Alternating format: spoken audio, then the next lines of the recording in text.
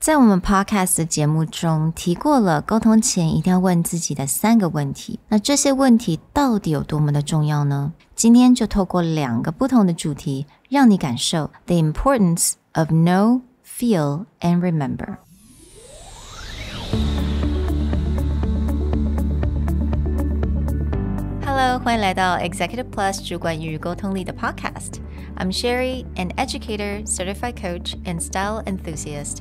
我相信专业有效的沟通是语言跟逻辑的完美结合。And I'm Nick, a startup consultant, corporate trainer, and late-night gaming junkie. I believe great communication requires the right mindset and solid frameworks. 我们希望带给大家职场英语的技能、跨文化沟通技巧与其他能帮助您成为出色领导者的工具。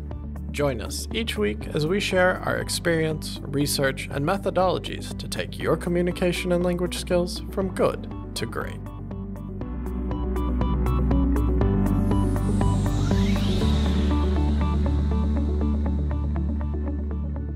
Hey everybody, welcome back to the Executive Plus podcast. Previously, we've hinted towards these 3 critical questions when it comes to planning out your ideas, whether it's a presentation structure, a website outline, or any time that you want to connect with an audience. Those 3 questions of what do you want them to know, what do you want them to feel, and what do you want them to remember. Today, we're going to give you 2 practical breakdowns of how this gets used. One in a classic fable that everyone from the age of 9 to 90 is familiar with, as well as a recent hit from Taylor Swift. Now, Taylor Swift has a lot of hits from her new album, but we're going to just pick one, which is called Anti-Hero. 那这首歌可能应该有很多听众大概都知道，或者已经看过他的 music video. 那你也知道他的 music video 其实通常都还蛮 elaborate, 它都一定有个故事。And Taylor Swift is really good at writing stories that relates to her audience. 所以我们今天呢，就用它这个故事来分析一下，它是否有这3个元素。Looking back at the way that she does her lyric writing or the way that she wants to tell her story, you can start to break apart and understand the 3 pieces of this process. Beginning with that first one, what do you want people to know? When she's writing her song, when she is trying to build her message, she clearly has a central theme or a key idea. And this is what makes each of her songs so powerful. Each song has this core idea that connects with the audience. In the case of Anti-Hero, what would you say is the key idea or the core thing that she wants her audience to know?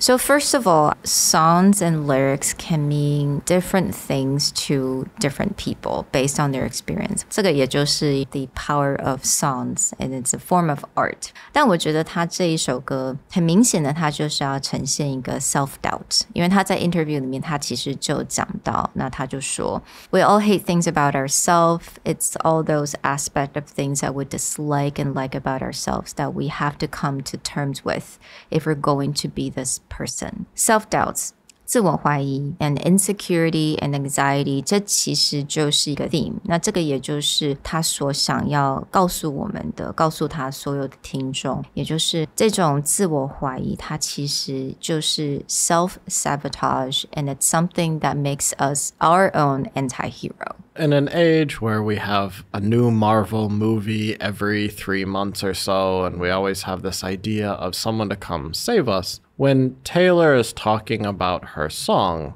it's the opposite of that, which is maybe the biggest villain is not some third force or something out there, but it's actually our own ability to dislike ourselves or talk ourselves down and really facing that idea. So she has this key thing of what do I want someone to know in my song? What is the theme or the idea behind it? But knowing this is something you want to talk about also has to translate into a feeling. When you're thinking or considering, how do I get this message across? Part of that is the straightforward, like the lyrics itself. What word choice do I use? But also, every decision she makes in creating the song is tied to a feeling. when someone listens to the song, what are they going to take away? They may not remember word for word everything that is said, but they will have a general feeling or impression. 当然我觉得 Taylor Swift 她真的是一个非常厉害的 music video 的 director. I think she also directed a lot of her music video. And through her music video, she's able to provide that feeling. 那当然她这个 feeling 它会随着她这个故事而做一些转折。那刚开始你会感受到很强烈的那种就是无力感 powerlessness and anxiety within yourself 非常强烈的。那到最后呢，你就可以感受到那种好像 it's just a sense of honesty 然后就是去面对我们自己的问题 that really a sense of like that's me, that's who I am, I would like to accept myself for who I am. And you see a lot through social media posts or reaction videos that the way that people feel is connected to the song. It's that moment of realization.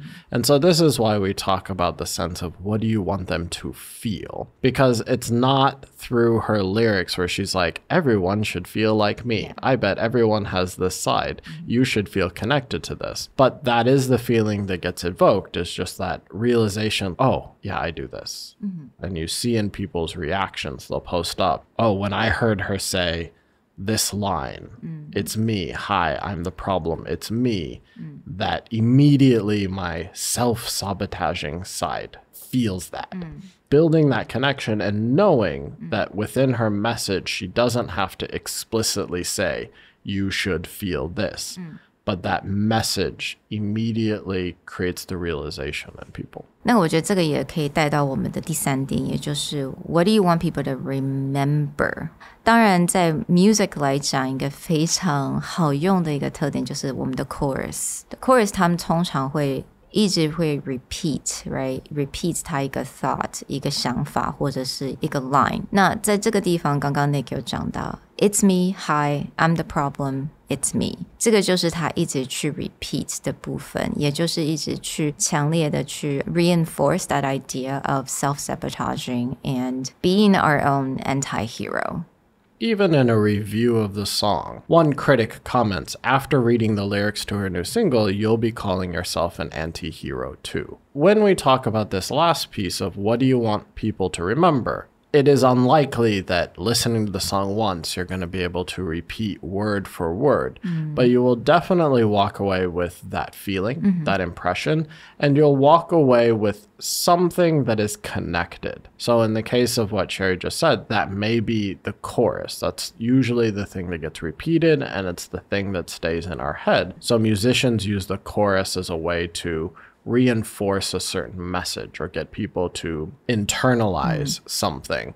You can also see in this case, if someone feels very strongly connected, they may use that term, whether it's the name of the song, in this case, the anti-hero, or they may use like a certain term that comes out of that song and then apply that to many parts of their life. And so that definitely becomes this piece of what do you want them to remember. So it's really clear that we immediately know from the song, what does she want us to know? What does she want us to feel? What does she want us to remember? 我们第二个 example 呢，我觉得还蛮可爱的。It's a fable. 那 fable 也就是寓言的意思。It's a classic fable, The Three Little Pigs. In the case of almost every fable, there's always this underlying theme. Usually we call literary term the moral of a story. In the case of the Three Little Pigs, you can also look at what is the same goal behind how they break apart. What do you want someone to know? What do you want them to feel? And what do you want them to remember? So in the case of the Three Little Pigs, what do you want them to know is pretty straightforward. There's three pigs. They each decide to build a house, and then someone comes along to wreck the house.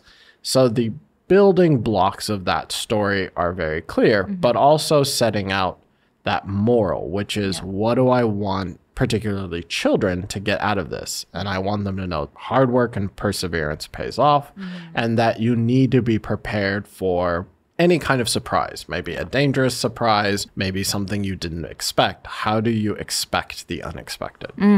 And what the author wants the audience to feel is that, I think one feeling that I get is I feel inspired by the third little pigs because 他就是非常坚持，很努力工作, hard work pays off. Really, at the very end of the storyline where he successfully got away from the wolf, the wolf couldn't, I think the wolf ended up dying in his... Yeah, it goes down the chimney and gets boiled alive, so it's...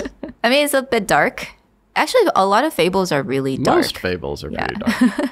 But you can still feel inspired by that idea of perseverance pays off. In spite of the fact that we just said boiling the wolf is a bit dark, in truth, most fables or most children's lessons try and keep it a little bit lighthearted. And so the feeling cannot be too heavy. Anyone who has tried to teach their children a lesson know that like sitting down and having a serious talk doesn't always go the way that you would hope, because that's a very heavy moment for a kid. But a lot of times these life lessons, whether it's from old fables or stories, or even if you look at most children's programming, they do have a stronger moral lesson, say watching Sesame Street, but they try and bring it in this very light-hearted way. So the kid doesn't feel like, oh crap, I gotta learn something now. But the kid finds it fun or entertaining, so they're more open to listening through the whole idea. Yeah, exactly. And again, the third element, which is remember, like what did we remember from this? And I think everyone would say this, hard work. Having something solid, it takes a lot of time and effort to build, but it will pay off. And the way they do this, similar to the song lyrics, is they usually have, especially in the Three Little Pigs fable, that repeating chorus, like little pig, let me in. Yeah. And that idea of that, like he huffs and he puffs and he blows. And then when he gets to that third house where the little pig had put the time and effort to build the brick, where his brothers built sticks and hay. Yeah. And so they had more time to play. Like they could build it really quickly and then they go play and they weren't ready. But when you get to that, the repeated chorus, all the kids can remember, it's like, not by the hair of my chinny chin chin, or I'll huff and I'll puff and I'll blow your house down. That when he gets to the brick house, he huff and he puffs and he cannot blow it down. But because kids have fun and they can repeat this, that moment sits where it's like the first two times it works, the house disappears, but the third time he can't get there. So that remembering, like, oh, okay, if you take the time, it will be stronger. And so that chorus helps repeat and instill that idea like, oh, okay, the strong house that took more time and effort, but it was good. Okay, that can't get blown down. This was important. And I think this is really interesting. 我们在之前很多 episode 没有讲到，就是重复一个重点的一个方式，那其实就在我们 presentation 也可以用到这种方式，让人家加深印象 right? Again, like with Taylor Swift, 他用他歌曲的 chorus， 那 Three Little Pigs 也重复那个大野狼要吹房子的那个 storyline， 他也是用重复的这种 chorus 的方式，那其实这样子的一个 technique 我们也可以用在我们的 presentation 当中。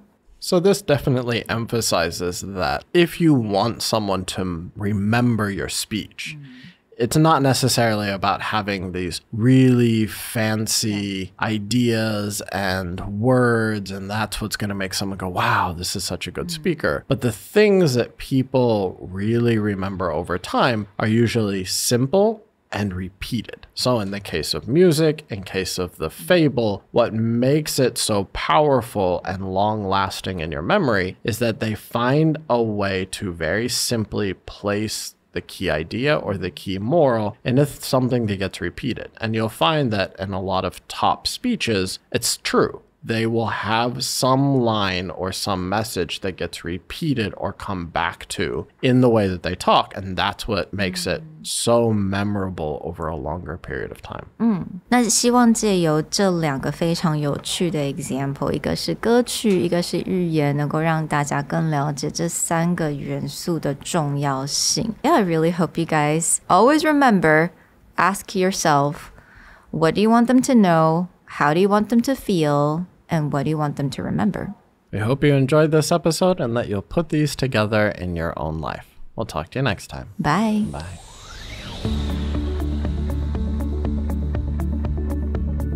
The Executive Plus podcast is a Presentality Group production, produced and hosted by Sherry Fang and Nick Howard. You can search us on Facebook, 主管英文 Executive Plus.